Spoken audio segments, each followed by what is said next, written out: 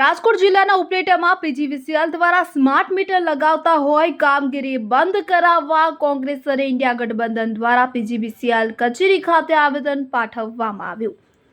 વિગતે વાત કરીએ તો સ્માર્ટ મીટર લાગ્યા બાદ કંપનીવાળા ભવિષ્યમાં છેડછાડ કરી મનફા આવે તેવા બિલ બનાવશે તેવો કોંગ્રેસ દ્વારા આક્ષેપ કરવામાં આવ્યો છે। સ્માર્ટ મીટર ચિપ આધારિત હોય કે કંપની ધારે ત્યારે ફેરફાર કરી ગોટાળો કરી શકે છે। સ્માર્ટ મીટર લગાવવું ફરજિયાત ન હોવા છતાં ઉપલેટા રૂરલ સિટીમાં ગ્રાહકોનું ધ્યાન દોર્યા વગર કામગીરી ચાલુ છે। ગ્રાહકોને ધ્યાન દોર્યા વગર સ્માર્ટ મીટર લગાવશે તો કોંગ્રેસ અને ઇન્ડિયા ગઠબંધન દ્વારા પીજીવીસીએલની ઓફિસે તાળાબંધીનો જલદ કાર્યક્રમ યોજવાની કોંગ્રેસે ચીમકી ઉચ્ચારી। મારું નામ ડાયાભાઈ ગજેરા, માર્ક્સવાદી સામ્યવાદી પક્ષ રાજકોટ જિલ્લા મંત્રી છું। આજ રોજ પીજીવીસીએલ દ્વારા જે સ્માર્ટ મીટર લગાવવામાં આવી રહ્યા છે તેનો વિરોધ કરવા અમે આજે આવેદન પત્ર પાઠવવામાં આવ્યા હતા।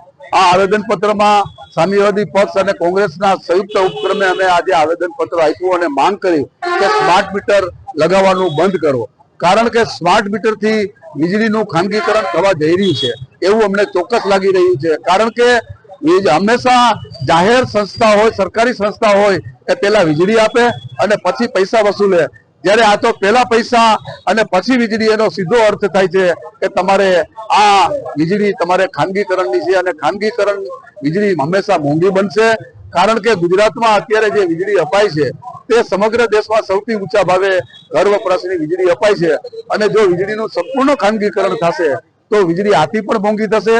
ગુજરાત સરકારે વીજ ઉત્પાદન તો આજે ખાનગીકરણને હવાલે કરી દીધું છે, હવે વીજ વિતરણ સ્માર્ટ મીટર થકી એ પણ ખાનગીકરણ કરવા જઈ રહ્યા છે અને આ ખાનગીકરણ થવાથી પ્રજાના પૈસે બનેલી હજારો કરોડ રૂપિયાની સંપત્તિઓ આ ખાનગી કંપનીઓને સોંપવામાં આવશે અને એનો સીધો અર્થ એમ થાય કે ખાનગી કંપનીઓને લૂંટવા માટેનો રસ્તો અને માર્ગ આ સરકાર બનાવી રહી છે। તેનો અમે કોઈ પણ સંજોગોમાં ચલાવી લેશું નહીં અને અમે જ્યારે સ્માર્ટ મીટર લગાવવામાં આવશે તેનો અમે વિરોધ કરીશું। કૃષ્ણકાંત ચોટાઈ, શહેર કોંગ્રેસ પ્રમુખ ઉપલેટા શહેર કોંગ્રેસ અને તાલુકા કોંગ્રેસની આગેવાની નીચે ઉપલેટા શહેરમાં પીજીવીસીએલ કંપની દ્વારા જે સ્માર્ટ મીટર લગાવવામાં આવે છે તેમનો વિરોધ કરવા આજે અમે ઉપલેટા શહેર કોંગ્રેસ અને તાલુકા કોંગ્રેસની આગેવાનીમાં કાર્યકરો સાથે પીજીવીસીએલ કચેરીએ એક આવેદન પત્ર આપી અને આ સ્માર્ટ મીટરનો વિરોધ કરેલ છે। વિરોધ કરવાનું કારણ એ છે કે સ્માર્ટ મીટર બિલકુલ ઇલેક્ટ્રોનિક ગેજેટ છે અને ઇલેક્ટ્રોનિક ગેજેટમાં કોઈ પણ જાતની છેડછાડ થઈ શકે છે અને આ છેડછાડના કારણે પ્રજાને અને જે વીજ વપરાશકારો છે એને દામ આવી શકે છે અથવા તો વધારે બિલ આવી શકે છે। આ વધારાના બિલ ન આવે અને જૂની પદ્ધતિ ચાલુ રહી એવી માગણી સાથે સ્માર્ટ મીટરો ઉપલેટામાં ન લગાવવામાં આવે એનો અમે વિરોધ કર્યો છે। સાથે સાથે અધિકારીઓ અમને એ પણ જણાવ્યું કે અત્યારે જે સ્માર્ટ મીટર લગાવવામાં આવે છે તે મીટર લોકો કમ્પેર કરી શકે તે માટે જૂનું મીટરની પણ માગણી અમારી પાસે કરશે તો અમે જૂનું મીટર અને નવું સ્માર્ટ મીટર બંને મીટરો રાખી અને 2-4 મહિના ટ્રાય માટે આ પદ્ધતિ પણ અમે અપનાવવા તૈયાર છીએ।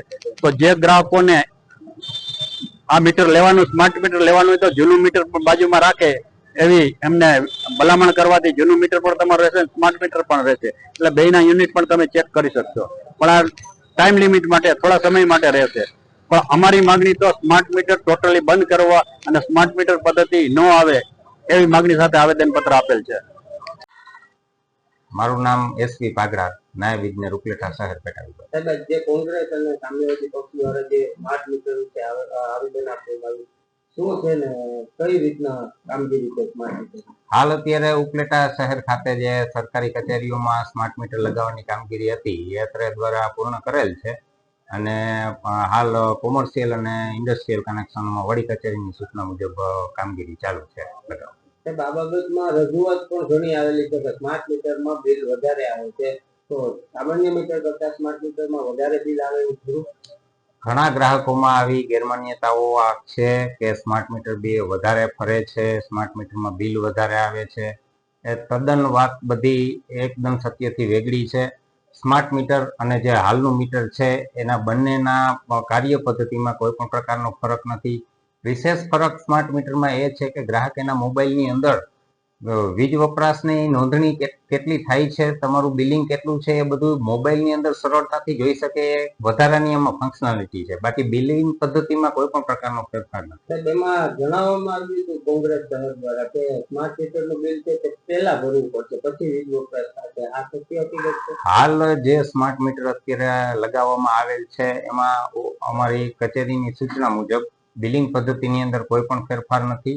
હાલ જે સ્માર્ટ મીટરની જે પ્રીપેડ સિસ્ટમ છે એ અત્યારે હાલ ચાલુ કરવામાં આવેલ છે. આ બાબતની રજૂઆતો સાંભળીને સ્માર્ટ મીટર લગાવવાના બંધ થશે કે શું થશે? સરકારના નિયમ પ્રમાણે ચાલુ રહેશે?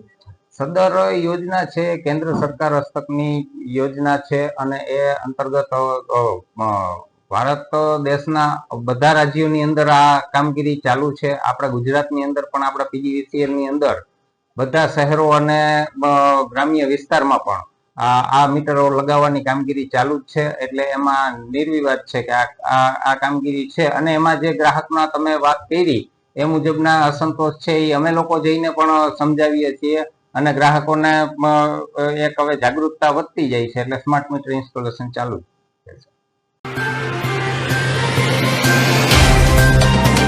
तो व्हाट्सएप, ट्विटर, फेसबुक, इंस्टा जहाँ भी आपका अकाउंट है, इसे शेयर बटन के द्वारा वहाँ पर शेयर करें